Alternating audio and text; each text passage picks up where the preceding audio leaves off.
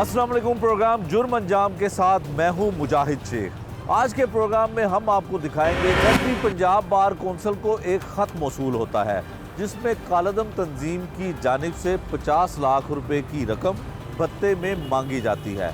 Police मुकदमा दर्ज करती है और मुलजिम भी गिरफ्तार हो जाता है। मुलजिम का क्या कहना है, तमाम बातें दिखाएंगे आपको इस प्रोग्राम में।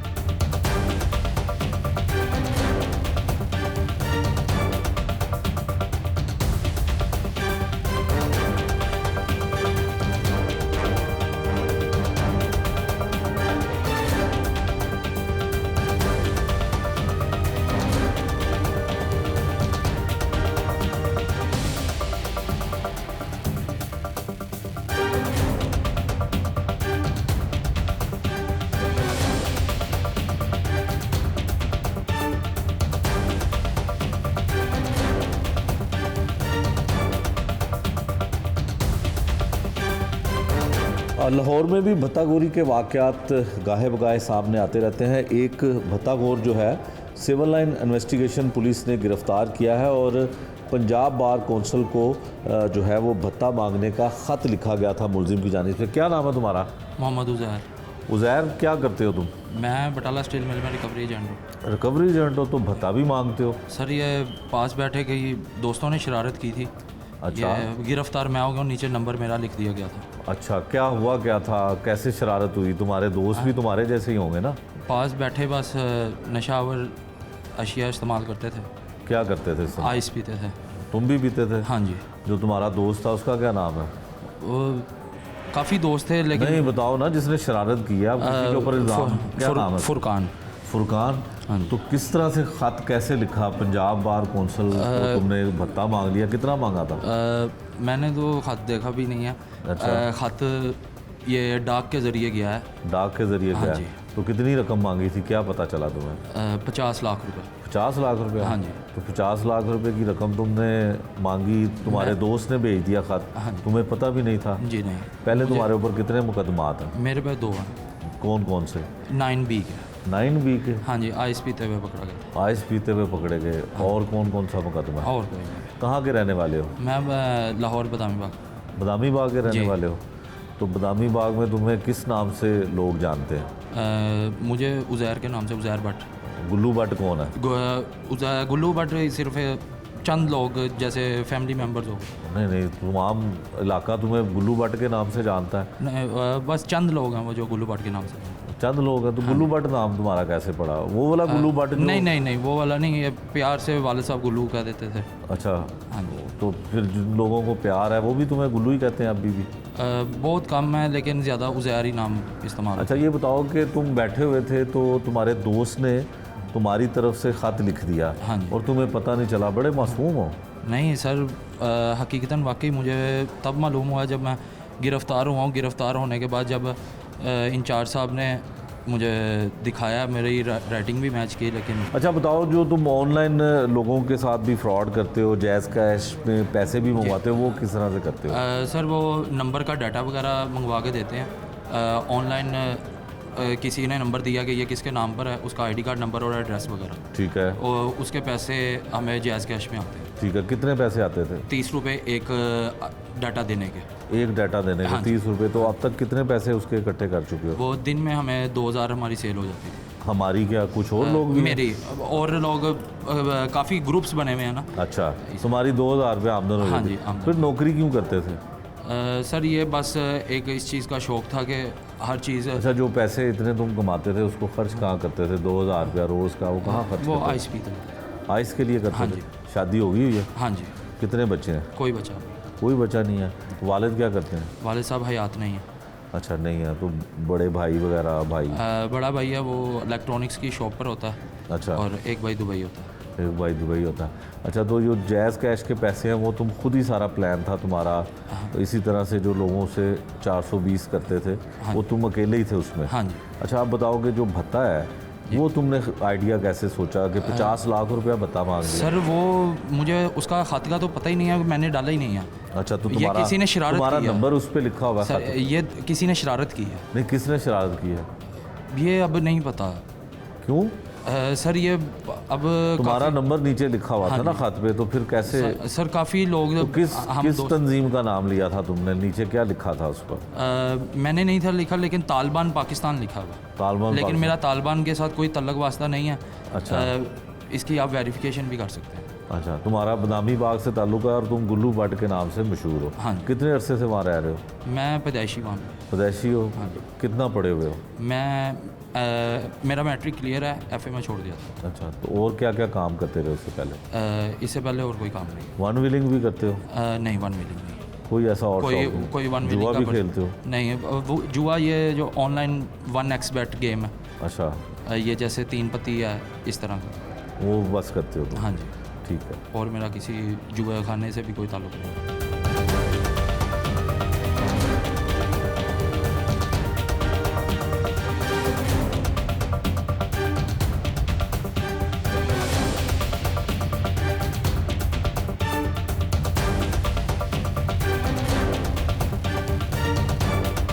In charge investigation civil line Hasan Zahid हैं जी हमारे साथ। इनसे पूछते हैं कि भत्ताखोरी जो है वो सुना करते थे कि कराची में बहुत आम है, लेकिन लाहौर में भी इस तरह के वाक़यात आते हैं और इन्होंने एक भत्ताखोर गिरफ़्तार भी किया है।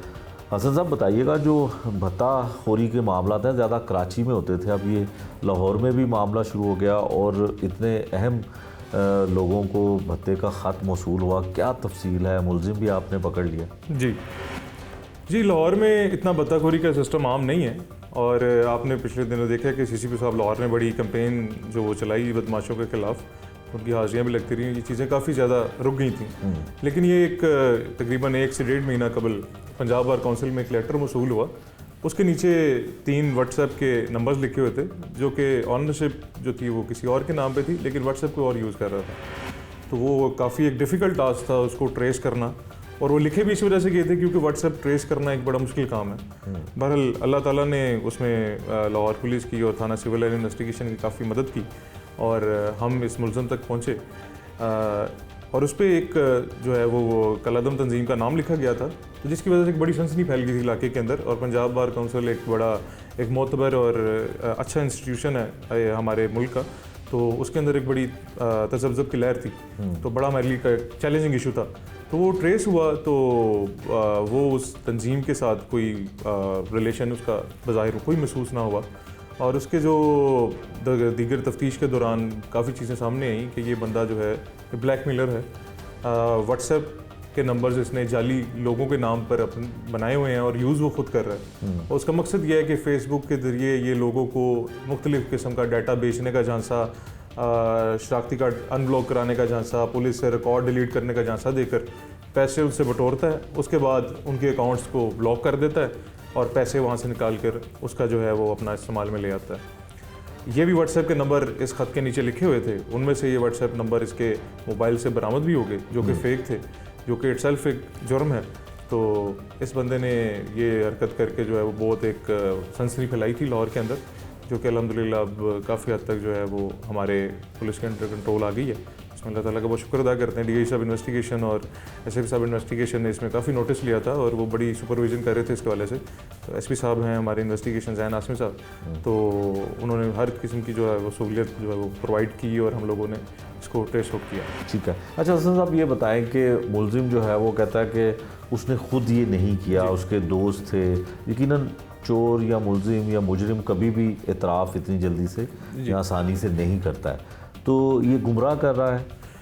जी शेख साहब, बात ये है कि आपकी बात बिल्कुल दुरुस्त है कि चोर नहीं मानता अपने मुंह से कभी भी कि मैंने चोरी की है, लेकिन हमने पुलिस ने एविडेंसेस देखने होते हैं। एक फेक व्हाट्सएप नंबर जो कि उस धमकिया मेज़ खत में लिखे हुए थे भत्ताखोरी वाले में, वो अगर इसके मोबाइल से बरामद होते हैं तो उसका बेनिफिशियरी यही बन रहा है। ठीक है। और उसकी जो पोर्टफोलियो है वो भी यही बता रहा है कि इसका बिजनेस, इसका काम यही है, ब्लैकमेलिंग है, लोगों से पैसे बटोरना है, मुख्तलिफ़ किस्म के तरीके यूज़ करके। एक नया तरीका उसने इस्तेमाल किया, खैर उसमें वो कामयाब नहीं हो सका लाहौर पुलिस की वजह से। तो अल्टीमेटली जो एविडेंसेस हैं वो इस बंदे के खिलाफ जा रहे हैं। वो जो भी कहता रहेगा पुलिस ने मेरिट पे तफ्तीश करनी है और इसको एविडेंसेस की रोशनी में जो है वो मुकदमे को इंशाल्लाह यकसू करेंगे। इसमें दहशतगर्दी की दफ़ात लगी हुई हैं, तो काफ़ी ज़्यादा हाईलाइटेड ये केस है। तो अल्हम्दुलिल्लाह इसमें हमें पेशरफ भी अच्छी हुई है, कामयाबी भी अच्छी हुई है, इंशाल्लाह तफ्तीश भी पूरी मेरिट पे होगी इसकी। ठीक है। अच्छा हसन साहब, ये बताएं कि मुलजिम लाहौर का रहने वाला है और इसका बड़ा मारूफ नाम है गुल्लू भट्ट, क्योंकि गुल्लू भट्ट वैसे ही एक बड़ा सियासी तौर पे भी बड़ा मशहूर नाम था। तो इसकी वहाँ पे किस तरह की शनाख्त है, इसके इलाके में लोग इसको किस नाम से जानते हैं, किस तरह की शोहरत रखता है? जी, इसकी जो अवामी शोहरत है उस एरिया में वो आवारागर्द टाइप है। इसके पुराने रहने वाले हैं ये उस एरिया के, लेकिन जहाँ तक गुल्लू भट्ट की बात रही तो सियासी वाबस्तगी कोई ऐसी नहीं है कि जमात से वैसे इसका एक नाम पड़ा हुआ था, महल्ले के वाला लड़कों में जैसे नाम पड़ जाते हैं, वो इसका नाम गुल्लू भट्ट के तौर पर मशहूर था। तो कैटेगरी इसकी यही है कि ये कोई बदमाश नहीं है, ना ही कोई फेमस आदमी है। इस पे जो है वो पर्चे भी हैं, ये मंशियात में चलान हुआ है, शराब फरोशी में चलान हुआ है, ये किराएदारी एक्ट में चलान हुआ है, तो सबका रिकॉर्ड है। पुलिस स्टेशन में भी इसका आना जाना, ऑफ एंड ऑन, जेल में भी आना जाना इसका लगा रहता है। ठीक है। बहरहाल ये जो इसने काम किया है ये कुछ उससे हाई लेवल का है, और ये इसमें इतनी जल्दी इसको जो है वो राय रास नहीं मिलेगी, इसको राय निजात नहीं मिलेगी, तो इसको टाइम लगेगा। अब जो इसने हरकत की है तो इंशाल्लाह तफ्तीश जो है वो मेरिट पे होके इसका जो है इसका डिस्पोजल होगा इंशाल्लाह। ठीक है। अच्छा हसन साहब, ये बता सकते हैं कि जो ख़त इसको इसने लिखा या जो भिजवाया उसका मतन क्या था, उसमें क्या तहरीर जी था? उसमें पंजाब बार काउंसिल के सेक्रेटरी साहब को एड्रेस किया गया था और उनसे 50 लाख रुपया तावान मांगा गया था, और बसूरत दीगर उनको और उनकी फैमिली को मारने की धमकी लिखी गई थी। ठीक है। तो ये उस खत का जो है वो लुबे लबाब था। ठीक है। और पैसे किस तरह से मंगवाए गए? नीचे लिखा गया था व्हाट्सएप नंबर। व्हाट्सएप नंबर पे अगर रब्ता करते, जो कि उन्होंने नहीं किया, उन्होंने फौरी पुलिस में रिपोर्ट किया, तो इस चीज़ से बच गए किसी मज़ीद इसको पैसे देने से। तो वो व्हाट्सएप नंबर जो है उन पे जायज़ कैश अकाउंट्स मौजूद हैं। ठीक है। तो वो जायज़ कैश पे ही पैसे ट्रांसफ़र होते, तो उसी से ही ये मुस्तफ़ीद होता अगर ये उसका प्लान कामयाब हो जाता।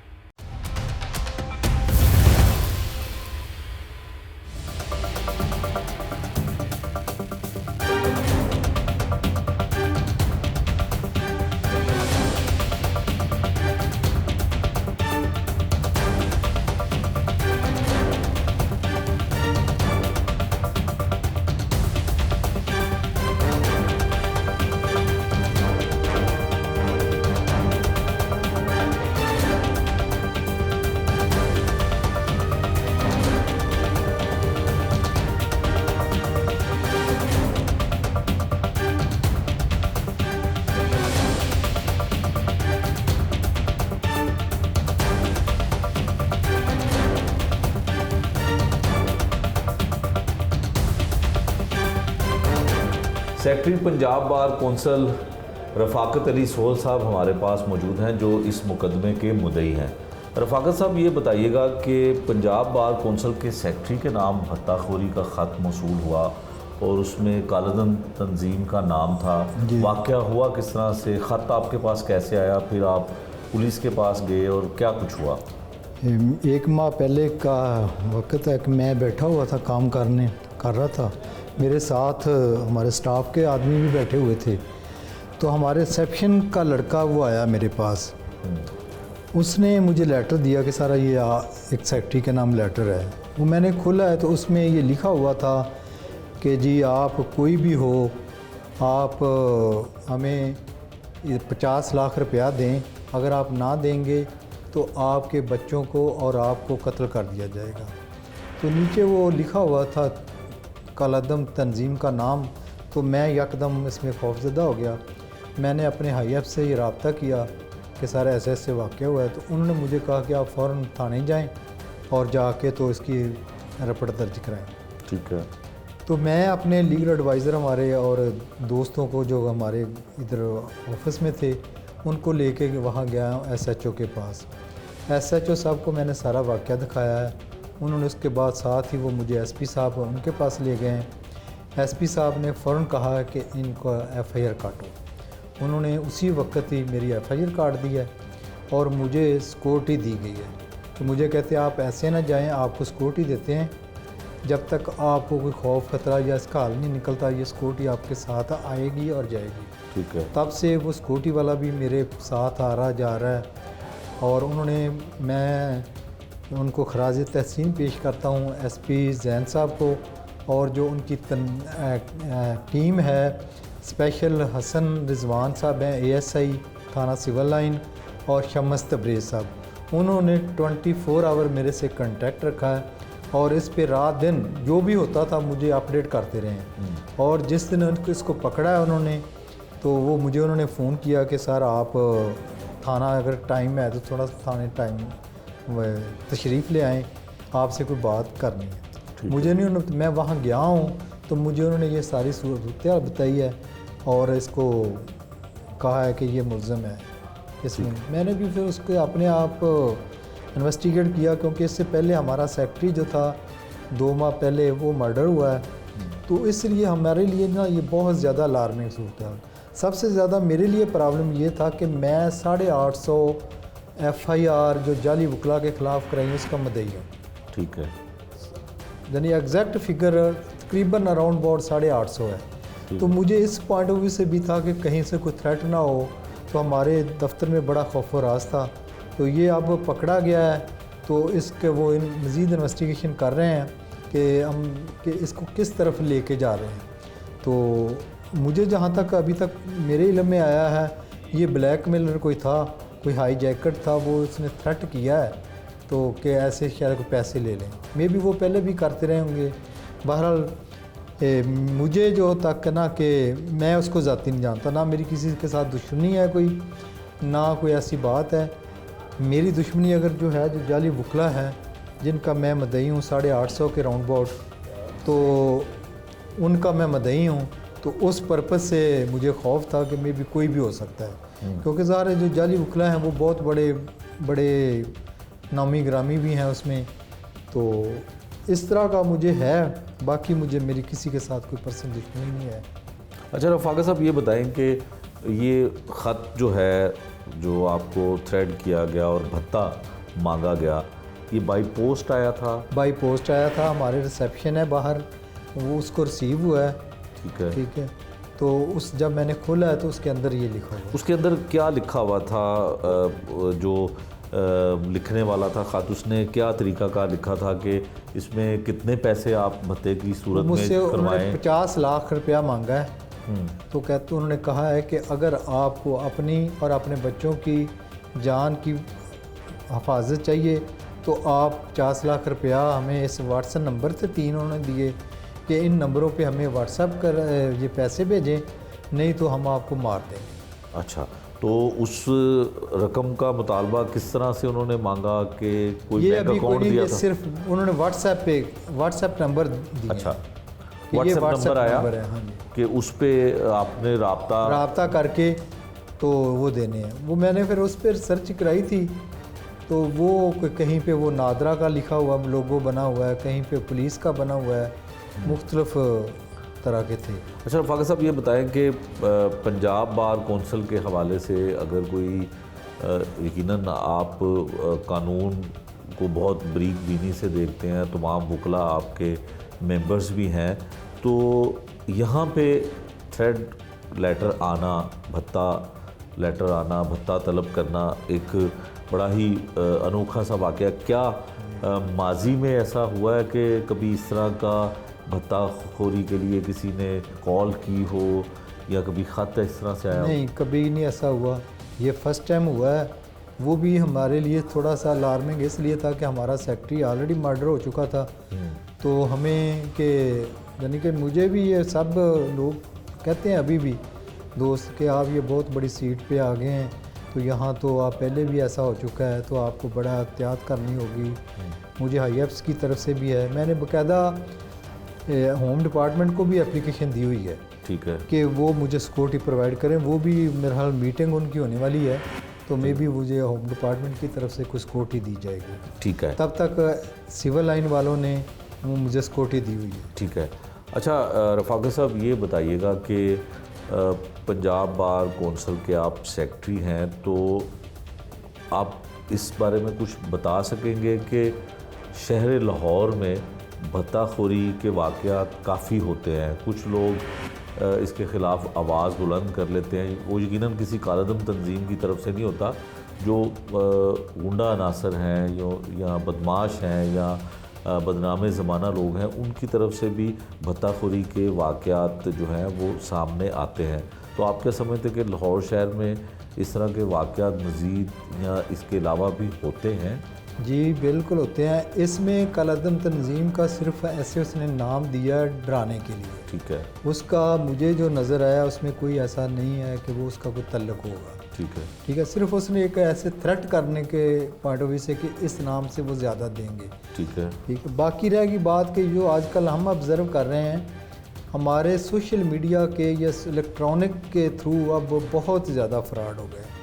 फ़र्ज़ करें कि मैं उस दिन वहाँ सिविल लाइन में गया था, तो हमारे ही कोई मिलने वाले और थे, वो वहाँ आए थे, तो वहाँ यानी मुझे इंकशाफ हुआ कि सरगोदा से वो 3 मुलज़िम पकड़ के लाए हैं, जिन्होंने 30 लाख रुपए 3 अकाउंटों में अमाउंट ट्रांसफ़र कराई है। ठीक है। उन्होंने, उनका अपना क्राइटेरिया था, अपना स्टाइल था, और वो करवा के जिन लोगों को पकड़ा है उनके हिस्से में सिर्फ उनको 15% देते हैं, बाकी वो जो एक माफिया है वो अपने अकाउंटों में ट्रांसफ़र कर लेता है।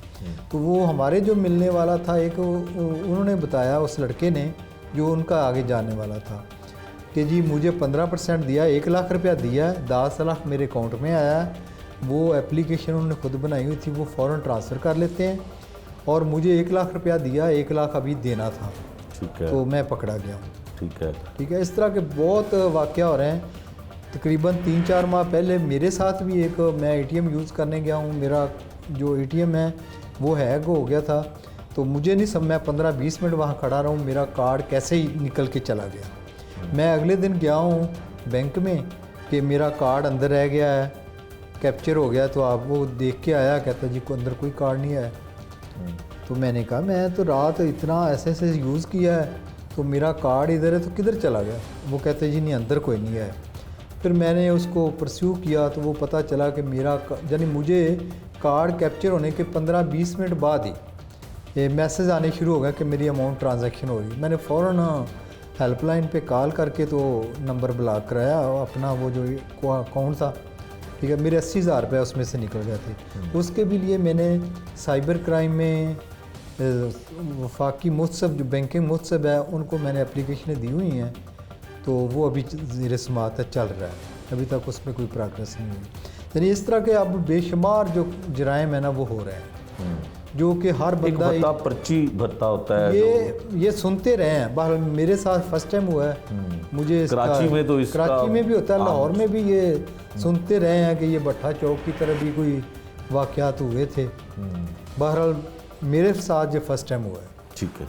सेक्रेटरी पंजाब बार कौंसिल, उनका आपने मौक़िफ़ सुना। उनका ये कहना था कि जो ख़त है वो डाक के ज़रिए आया और उस पर एक व्हाट्सएप नंबर था जिससे रब्ता करने का कहा गया, और 50 लाख रुपए की रकम का मुतालबा किया गया था। पुलिस ने इनकी मदद की, फौरी तौर पे इनको सिक्योरिटी फ़राहम की गई, और मुलज़िम जो है वो भी गिरफ़्तार हो चुका है, लेकिन वो कालदम तंजीम का नाम इस्तेमाल कर रहा था, लेकिन वो मोबाइल हैकर था या मोबाइल पे वो छोटे मोटे फ्रॉड करता था, जिसका उसने एतराफ़ भी किया है।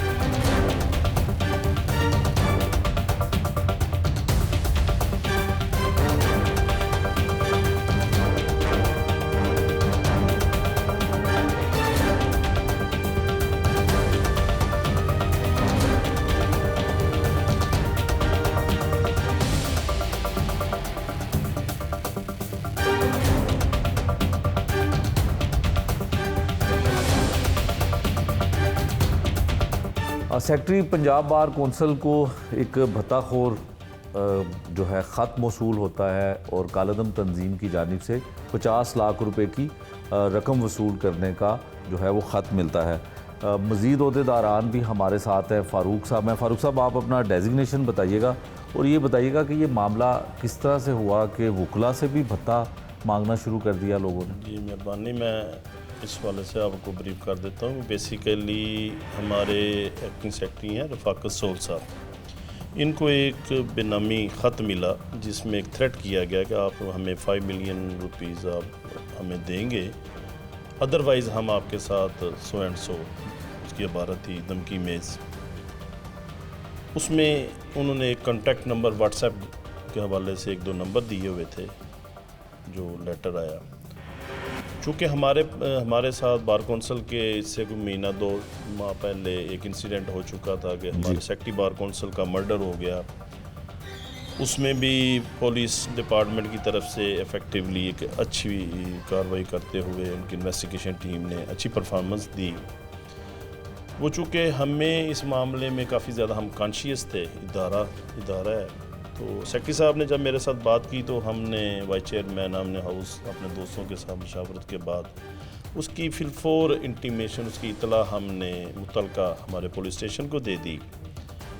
एसपी जैन गलबन हैं इन्वेस्टिगेशन और उनकी टीम शम्स तबरेज़ हसन, मैं उनका मशकूर हूँ बिलखसूस। उन्होंने खसूसी कार्रवाई करते हुए और बड़ी अच्छे प्रोफेशनल तरीके से प्रोसीडिंग की, इन्वेस्टिगेट किया और तमाम तर जितने भी उनके पास वसाइल को बरूए कार लाते हुए उन्होंने इस मामले को बड़े अच्छे तरीके से इन्वेस्टिगेट किया और मुतलका जो लोग थे, जो ग्रोह था, उनको गालबन उन्होंने अरेस्ट कर लिया। जो हमें उन्होंने इन्फॉर्म किया कि जी हमने मुतलका लोगों को अरेस्ट कर लिया और उनका स्टेटमेंट भी आ गया है। ठीक है। अच्छा फ़ारूक साहब, ये बताएं कि आपका तो मुलजिम भी पकड़ा गया और पुलिस ने जो है वो आपकी बरवक्त मदद भी की और मुकम्मल हो गई आपकी तफ्तीश। शहर में भत्ताखोरी भी होती है, यकीनन वो कालादम तंजीम की तरफ से नहीं होती, लेकिन गुंडा अनासर जो हैं इस तरह पर्ची भत्ता जो है वो पर्ची फेंकते हैं, जिस तरह से किसी दौर में कराची में हुआ करता था। तो लाहौर के भी कुछ इलाकों में कुछ जगहों पे ऐसे वाक़यात होते हैं, तो आप बतौर वकला वकील क्या समझते हैं कि उन लोगों को भी इंसाफ मिलता है? बिल्कुल, मैं इस मामले में ये जो हकीकत है इसको जुटलाया नहीं जा सकता। ये तो हमने as a secretary bar council के हवाले से या एक हम चूँकि पंजाब बार कौंसल एक एशिया का सबसे बड़ा इदारा है जो एक रेगुलेटरी अथॉरिटी है, ये उस इदारे की वजह से और उससे हट के जो मैं समझता हूँ कि ये जो मुतलका टीम थी वो एक पुलिस की वो टीम, उन्होंने एक अच्छा किरदार अदा किया, उनका रोल पॉजिटिव है जी। तो ये सिर्फ मुझे ही नहीं, हर आम शहरी को भी वो रिलीफ मिलना चाहिए। उन्हें प्रोटेक्शन हासिल है, कानून में उसकी प्रोटेक्शन, कानून ने उसकी ज़िम्मेदारी ली है, उससे प्रोटेक्शन मिलनी चाहिए। और अगर किसी को कोई भी कंप्लेंट है तो पुलिस को फिलफोर उसके ऊपर एक्शन लेना चाहिए। वैसी ही टीम जो ये थाना पुलिस सिविल लाइन की जो टीम है, वैसी ही परफॉर्मेंस जो है वो दीगर पुलिस की दीगर टीमों को कंप्लेंट्स आती हैं, शिकायत लोगों की आप तक कभी पहुंची है कि पुलिस काम नहीं करती? देखिए, वो अल्टीमेटली चूँकि हमारा प्रोफेशन और डायरेक्टली हमारा पब्लिक के साथ सारा रिलेशनशिप है, बेसिकली वकालत जो है आम शहरी के साथ वाबस्तगी है, अटैचमेंट है, तो हमारे पास तो कंप्लेंट्स ही यही आती हैं कि हमारे पास ये हमारा इशू बना है, ये मामला है, फ़लाँ बंदा, इवन कि नॉमिनेटेड लोग भी हैं कि फ़लाँ बंदे जो है ना वो हमसे भत्ताखोरी या इस तरह की अल्टीमेटली हर इलाके में। और ये ज़िम्मेदारी वहाँ के पुलिस स्टेशन की और मुतलका पुलिस स्टेशन के हेड की है, इंचार्ज की है, या जो भी उनके डीएसपी एसपी मुतलका इलाके के हैं, उनको ये ज़िम्मेदारी निभानी चाहिए। उसी तरह जिस तरह हमारे इस मैटर में मुतलका टीम ने अपनी रिस्पॉन्सिबिलिटी जो है वो अच्छे तरीके से, प्रोफेशनल तरीके से उन्होंने अपनी निभाई। जी चीमा साहब, आप बताइएगा कि शहर लाहौर में भत्ताखोरी हो रही है? बिल्कुल जी, इसके हवाले से सुन तो रहे हैं, और जो आप कह रहे हैं हो रही है, जो पंजाब बार कौंसिल को डायरेक्ट खाता आया, तो इससे बड़े क्या सबूत हो सकता है कि हो रही है? तो कंप्लेन एज ए जिस तरह फारूक साहब ने बताया कि लोग इनके पास आते हैं, यकीनन पुलिस के मामलात में नेग्लिजेंसी भी होती है। ये वो शिकायत है जो डायरेक्टली कुछ लोग करवा पाते हैं, कुछ खौफ में मुब्तला होने की वजह से नहीं करवाते हैं। तो इस हवाले से क्या रद्द-ए-अमल आप तक क्या आता है? बेसिकली जी रियासत का काम होता है, जो पहला फंडामेंटल राइट है कि हर बंदे की प्रोटेक्शन, राइट्स की प्रोटेक्शन, लाइफ की प्रोटेक्शन, वो हमें कॉन्स्टिट्यूशन ऑफ पाकिस्तान में भी उसकी सारी प्रोविजंस मौजूद हैं। लेकिन अनफॉर्चुनेटली ये है कि पॉलिटिकल स्टेबिलिटी जहाँ पे होगी तो वहाँ पे इस तरह के अनासर जो हैं वो भी सर उठाएंगे। और मैं ये समझता हूँ कि तमाम पॉलिटिकल पार्टीज़ को इस हवाले से सोचना चाहिए। लाहौर एक बहुत बड़ा शहर है और लाहौर अपने अदब, इल्म की वजह से जाना जाता है। और मैं ये समझता हूँ कि लाहौर शहर में अगर इस तरह के वाक़यात हों और इनका सर वहीं पे कुचलना चाहिए, बजाय इसके कि ये बहुत बड़ा एक खौफनाक किस्म का, जिस तरह कराची में आप बता रहे हैं या मुल्क के मुख्तलिफ़ इलाक़ों में इस तरह के वाक़यात होते हैं, उनको फौरी तौर पे इसका तदारक करना चाहिए और इसका कला कमा करना चाहिए।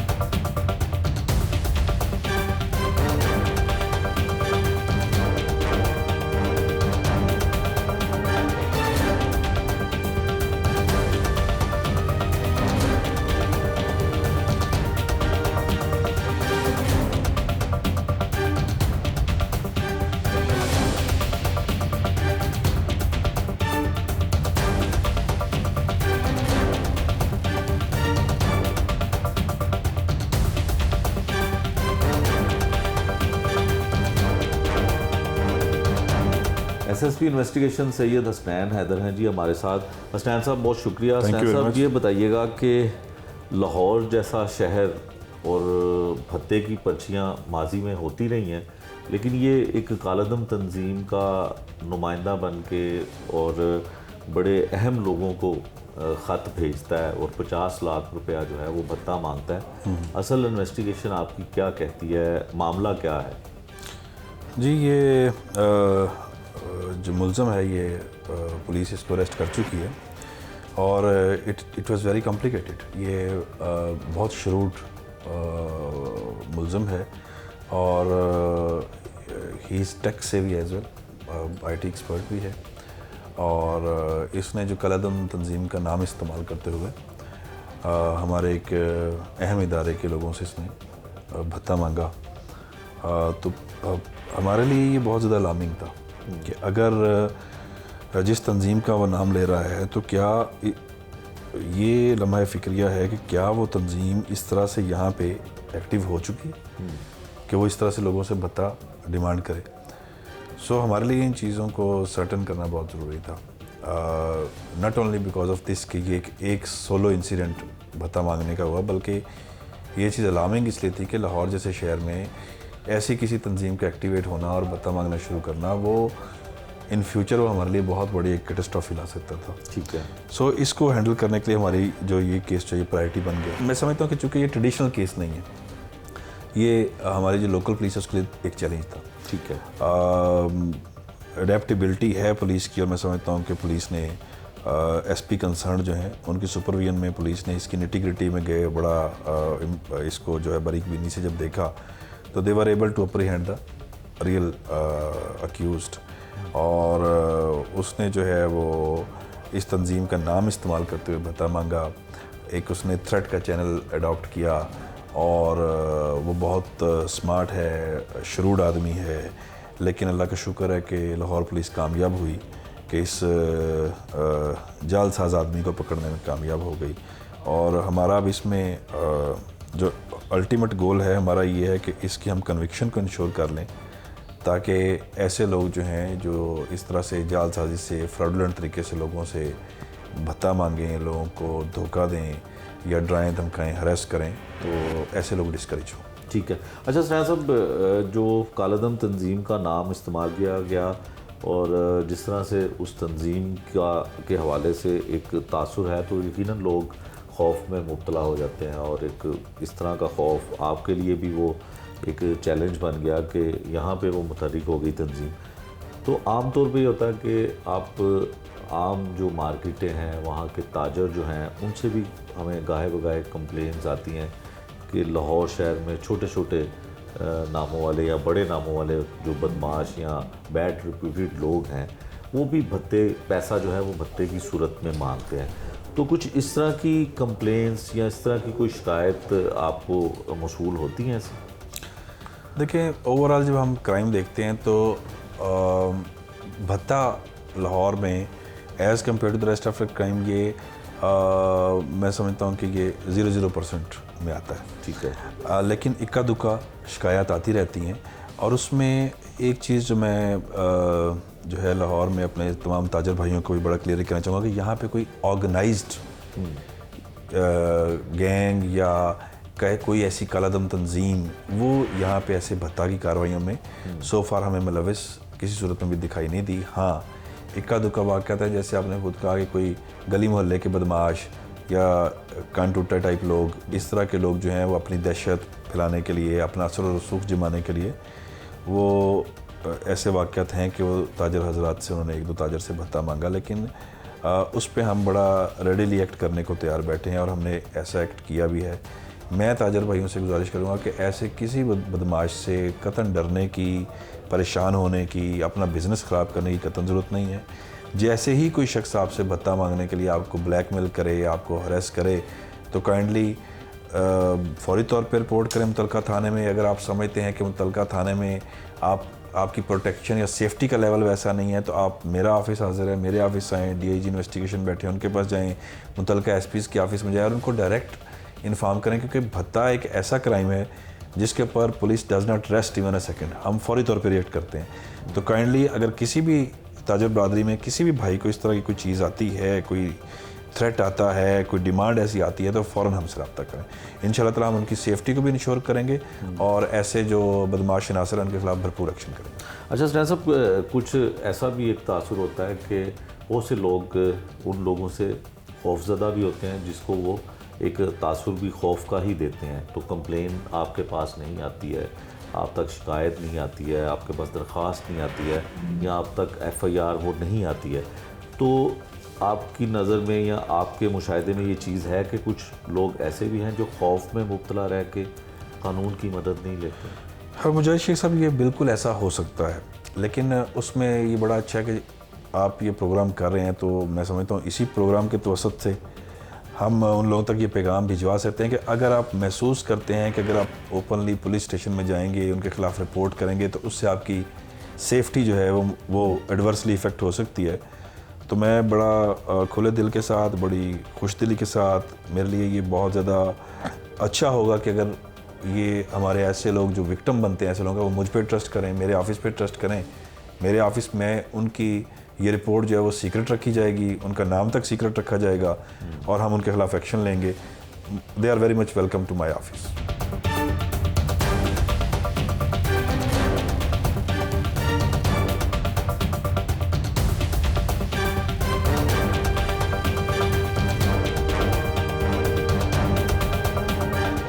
ये था आज का जुर्म अंजाम, जिसमें हमने आपको दिखाया कि 50 लाख रुपए भत्ता मांगने वाला मुलजिम कालादम तंजीम से ताल्लुक़ नहीं रखता था, लेकिन पुलिस ने फिर भी उसे गिरफ्तार किया और वो रिकॉर्ड याफ्ता एक फ्रॉड करने वाला मुलजिम है। नए प्रोग्राम तक के लिए मुझे दीजिए इजाज़त। अल्लाह निगहबान।